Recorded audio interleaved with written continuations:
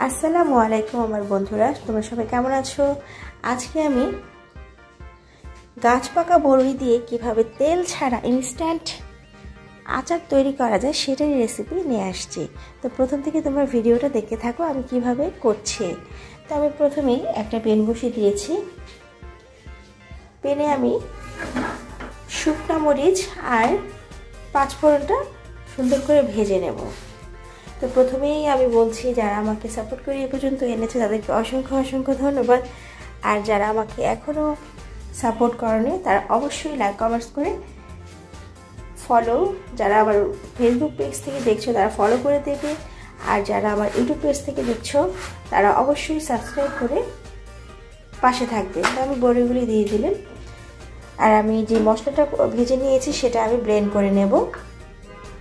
বড়িগুলি দেওয়ার পরে আমি এখানে দিয়ে দেব চিনি। চিনির পরিমাণটা তোমরা যে যেমন পছন্দ করে দিতে পারো। এখানে আমি টক ঝাল মিষ্টির একটি আচার তৈরি করব। অবশ্যই এখানে আমি কোনো তেল ইউজ করছি না, এখানে তেল ছাড়াই আমি আজকে আচারটা করে দেখাবো। তো প্রথম থেকে তোমরা দেখতে থাকো, এতই দুর্দান্ত হয় এই আচারটা। তোমরা এটা গাছ পাকা বড়ই দিয়ে বা যে কোনো কাঁচা বড়ি দিয়েও এই ইনস্ট্যান্ট আচারটা তৈরি করা যায়, কিন্তু খেতে দুর্দান্ত টেস্ট হয়। তারপর চিনি দিয়ে অনবরত নাড়তে থাকবো। তারপরে আমি মশলাগুলো দিয়ে দিব। খুব সামান্য পরিমাণ মশলা আমি এখানে ইউজ করছি।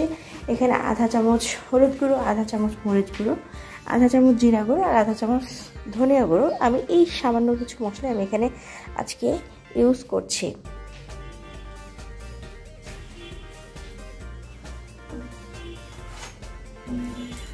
সব কিছু দিয়ে আমার অনবরত নাড়তে হবে। অবশ্যই এখানে আমার চুলার আঁচটা খুব লো হিটে রাখতে হবে।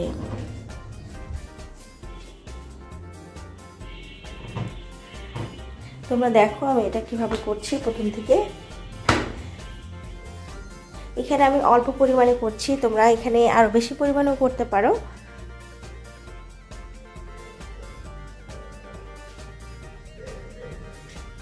তো অবশ্যই তোমরা এভাবে এই বড়ির সময় গাছ পাকা বড়িতে ইনস্ট্যান্ট রোদে শুকানোর ঝামেলা ছাড়া এই আচারটা করতে পারো, অবশ্যই তেল ছাড়া। আমি এখানে কোনো তেল ইউজ করিনি।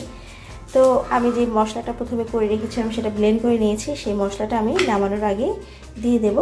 দিয়ে আমি একটু নাড়াচাড়া করে আচারটা নামিয়ে নেব। খেতে যেমন দুর্দান্ত টেস্ট হয়েছে, দেখতেও কিন্তু সেরকমই সুন্দর হয়েছে।